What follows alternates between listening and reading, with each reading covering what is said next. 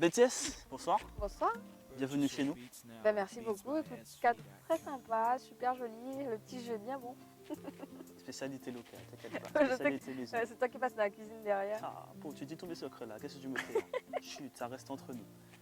Alors, dis-nous maîtresse, tu sais, tu es la première femme à venir enregistrer une émission Trace. Ouais. Toute première.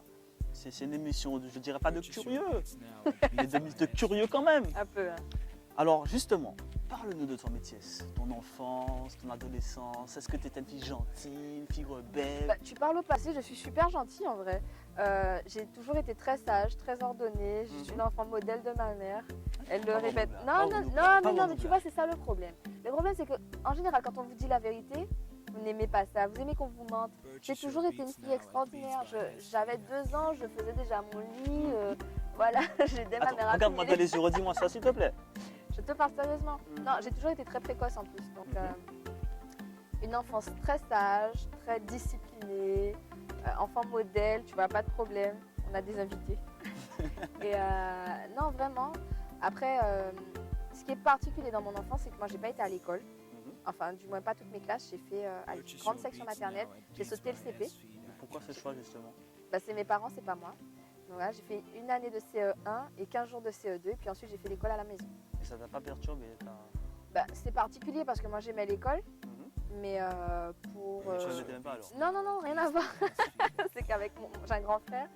Et lui, mon grand frère, lui, il avait un petit peu de mal à s'insérer. Il y avait des problèmes. Donc finalement, on est restés à la maison, tous les deux. Et c'est ma mère qui s'occupait de nous pendant toutes les années jusqu'à ma terminale. À t'entendre parler, on m'a dit que c'était des moments magiques apparemment. Bah, il y a eu du très bon et il y a eu du moins sympa aussi parce que forcément quand je suis toute seule toute la journée, j'ai pas d'amis, donc j'étais un peu déconnectée, j'avais pas moi comme vous tous des souvenirs de copains d'école, il n'y avait pas de sortie en groupe. C'est pour ça que j'ai beaucoup fait du sport et de la musique. Justement, c'est ce que j'ai été demandé dans tous ces éléments. Comment tu as commencé la musique justement? Ma mère est musicienne, donc c'était déjà pas mal parce qu'elle chantait pour moi à la guitare. Pendant qu'elle était enceinte. Je ne sais pas si ça a une influence ou pas, mais en tout cas, je suis née, je crois que j'aimais déjà le monde de la musique. Elle a fait ça pendant longtemps, elle-même chantait, elle était dans un groupe et après elle a pris des cours pour devenir professeure de flûte traversière. Donc moi j'ai toujours entendu de la musique à la maison, j'ai toujours vu ma mère dans cet environnement-là et ça m'a donné envie. Et quand j'ai eu 6 ans, elle m'a inscrite au conservatoire. Et où j'ai fait une année de solfège et ensuite j'ai démarré les cours de guitare. Tu as commencé au sein du collectif Genesis, mais comment ça se passait? Tu étais la seule femme quand même? Alors Genesis, ça c'est une drôle d'histoire ça aussi parce que si tu veux, avant Genesis il y avait Mortenol Crew. Et dans Mortenol Crew il y avait Baronne. Voilà, sauf qu'à un moment, Baronne a dû quitter Mortenol Crew et comme il manquait une fille, c'est moi qui me suis retrouvée là. Au moment, il n'y avait que Baronne et moi à l'époque. Hein. Enfin, il y a eu d'autres filles après, ou un peu plus loin, quoi, même s'il y en avait, mais elles étaient discrètes. Et du coup, moi je suis rentrée dans le collectif Genesis, un petit peu par hasard, hein, tout simplement parce que c'est elle qui m'a mis en connexion avec eux. Voilà. Et quand tu es la seule fille d'un collectif, t'es chouchoutée. Ben oui, mais j'étais la chouchou. J'étais la chouchou. Quand on allait en sound system, il n'y avait pas beaucoup de filles, donc on est toujours un peu mise en avant. Et finalement, sur les mixtapes, forcément, une fille sur une mixtape où il n'y a que des gars, et ça sort du lot. Donc j'ai toujours été super bien accueillie. Mais pendant qu'on y est aussi, mais justement, quel est ton meilleur souvenir avec ce collectif?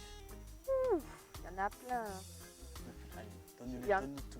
Il y a plein de super souvenirs. Je me souviens d'une scène quand même qu'on avait faite avec Samix et Oxen. C'était à l'époque, un petit peu plus tard, en 2005, je crois, où il avait sorti son single Woman Pas Pleurer. Et yes, ça, spécial pour toute woman, pour toute gars. C'est original.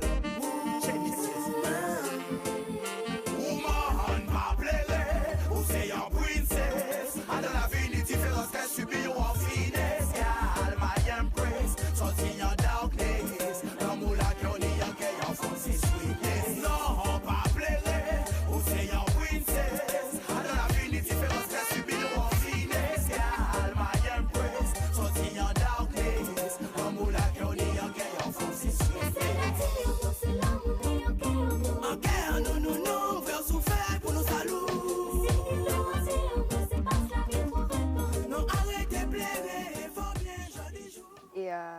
un titre qui nous avait rapporté quand même un prix SACEM de musique urbaine. Donc on commençait vraiment à rentrer dans le milieu musical de façon officielle.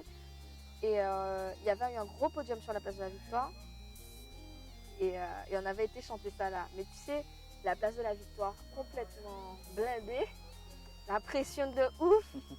Et puis ben, en fait ça s'était super bien passé. Ça c'était un beau souvenir. Ouais, voilà. On va parler de choses qui fâchent aussi. Tu es prête? Vas-y, Respire un grand coup. on est bon. Quel est ton pire souvenir justement avec eux? Avec eux? Ah mais c'est facile, hein, c'est les histoires de tour de vaisselle que personne ne voulait faire et c'était toujours moi qui me les tapais. Ah j'étais la femme de ménage, hein. Ah ouais non mais Et carrément. pourtant tu viens de me dire que tu étais chouchoutée. Oui non mais oui mais en même temps c'était pour tout ce qui concernait la musique. Mais par contre dès que ça rentrait dans l'autre domaine là de l'organisation du studio, ah ouais. Donc tu les as pas recadrés alors, tu sais pas quoi. Mais j'étais trop gentille, je te dis ça. Je suis super gentille. Mais à t'entendre parler, en fait, c'est juste mon impression. On a l'impression que tu regrettes quand même un petit peu cette période. Parce que c'était beau, il y avait... On faisait de la musique, mais sans réfléchir à la stratégie. On faisait de la musique pour faire de la musique parce qu'on aimait ça, parce qu'on voulait partager des vibes. Il y avait pas de compétition malsaine à l'époque, c'était vraiment bien. Et puis, tu sais, c'est l'innocence aussi qui fait ça, c'est qu'on idéalisait tout ce qui allait arriver. C'était vachement bien. Ouais, forcément, il y a un petit regret de ce côté-là. C'est pas tellement des regrets, c'est de la nostalgie.